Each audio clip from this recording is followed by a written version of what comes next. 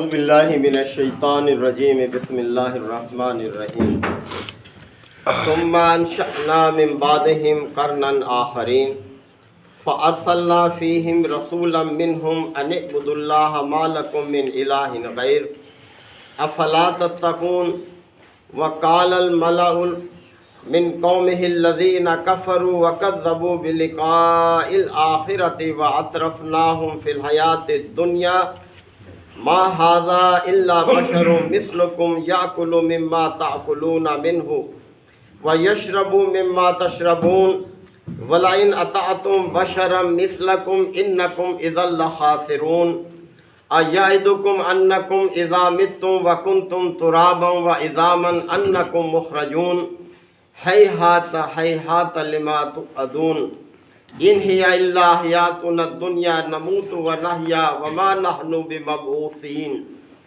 ان هو الا رجل افترى على الله كذبا وما نحن له بمؤمنین قال رب انصرني بما كذبون قال اما قلیل لیصبحن نادمین فاخذتهم الصیحة بالحق فجعلناهم غثاء فبعدا للقوم الظالمین صدق اللہ مولانا العظیم۔ سورہ المومنون کے یہ دوسرے اور تیسرے رکوع کی آیات ہیں۔ سابقہ قوموں کے حوالے سے توجہ دلائی جا رہی ہے۔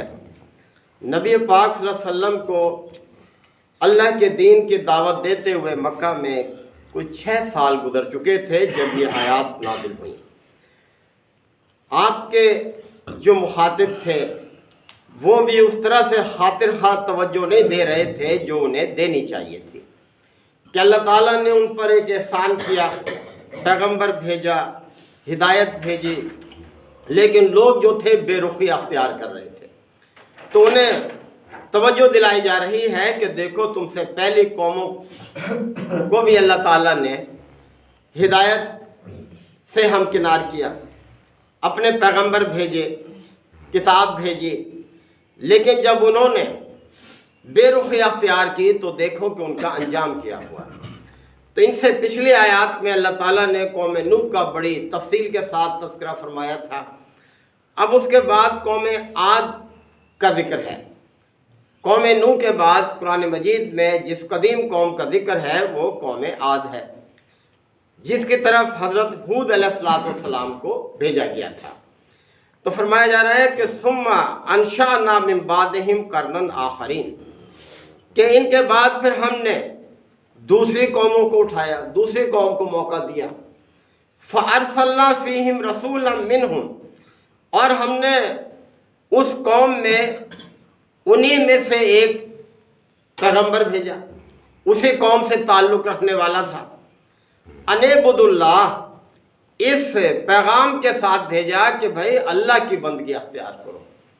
ما لکم من الہ غیر، اس کے علاوہ تمہارا کوئی معبود ہے ہی نہیں، یعنی اس نے تمہیں پیدا کیا ہے، پرورش کیا ہے، یہ ساری نعمتیں عطا کی ہیں، لہذا اس کا یہ حق بنتا ہے کہ تم اس کی بندگی اختیار کرو۔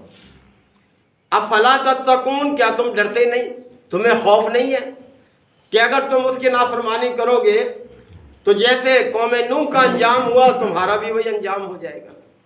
تو تمہیں ڈر کیوں نہیں لگتا اللہ کی نافرمانی سے؟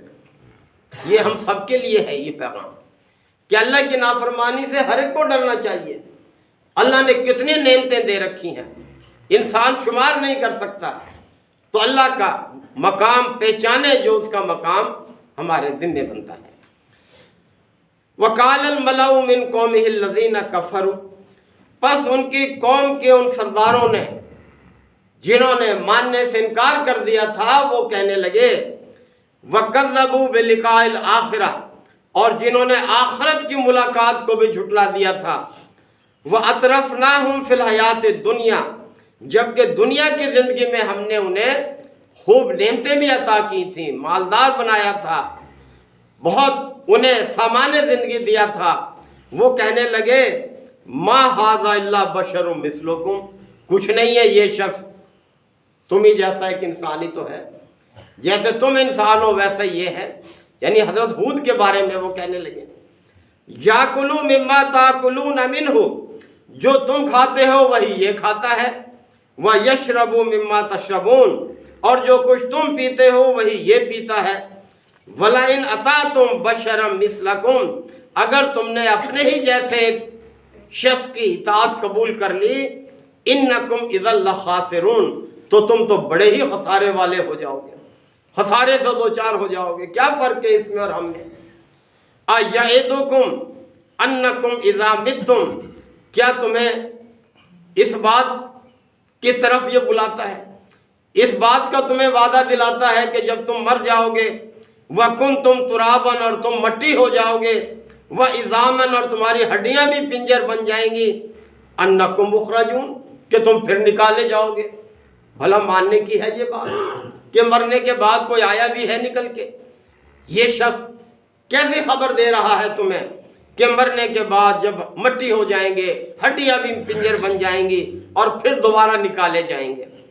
ہیہات لما توعدون یعنی ناممکن ہے یہ بات جس کا تم سے وعدہ کیا جا رہا ہے، جس کی تمہیں خبر دی جا رہی ہے، یہ کیسے ہو سکتا ہے؟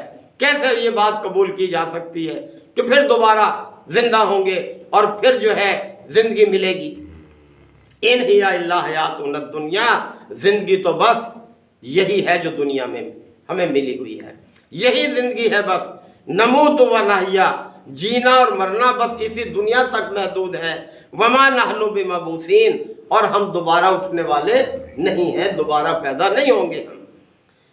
ان ہوا الا رجل افترا علی اللہ کذبا یہ محض ایک ایسا شخص ہے، دیکھیں پیغمبر کے بارے میں کیا کہا انہوں نے، یہ تو محض ایک ایسا شخص ہے جو اللہ پر جھوٹ گھڑ رہا ہے، بہتان باندھ رہا ہے اللہ پر کہ دوبارہ پیدا کرے گا اللہ تعالیٰ پھر۔ وما نحن لہ بمؤمنین اور ہم اس کی بات ماننے والے نہیں ہیں، ہم نہیں مانتے اس کی بات کو۔ پھر کیا انجام ہوگا اس قوم کا کہ ایک خیر خواہ ہے، پیغمبر کتنا خیر خواہ ہوتا ہے اپنی قوم کا کہ وہ ان کے غم میں گھلا جاتا ہے۔ نبی پاک صلی اللہ علیہ وسلم کو بار بار قرآن مجید میں اللہ تعالیٰ نے اس طرف متوجہ کیا کہ پیارے پیغمبر کیا آپ اپنے آپ کو اس غم میں گھلا دیں گے کہ یہ ایمان کیوں نہیں لاتے نالائیں، اپنے آپ بھگتیں گے، آپ کا کام پہنچا دینا ہے۔ تو کہنے لگے کہ ہم نہیں مانتے اس کی بات۔ قال رب انصرنی بما کذبون تو پھر پیغمبر نے مجبور ہو کر اپنے رب سے دیکھیں کیا فریاد کی۔ قالا تو پیغمبر نے کہا رب انصرنی بما کذبون اے میرے پروردگار میری مدد کر، اس لیے کہ انہوں نے مجھے جھٹلا دیا ہے، میری دعوت کو جھٹلا دیا ہے، اب تو ہی میری مدد کر۔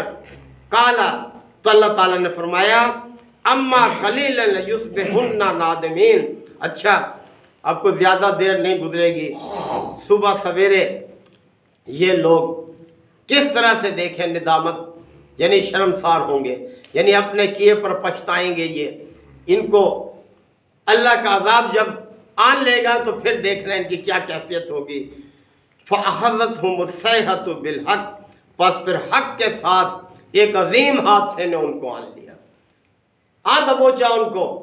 فَجَعَلْنَاهُمْ غُثَاءً اور ہم نے انہیں غصہ کہتے ہیں سیلاب کے پانی پر جو جھاڑ جھکار ہوتا ہے اس کے اوپر اور وہ کناروں پر پھنس جاتا ہے، گل سڑ جاتا ہے، یعنی اس طرح سے ہم نے انہیں کچرا بنا کر رکھ دیا پھر اس قوم کو۔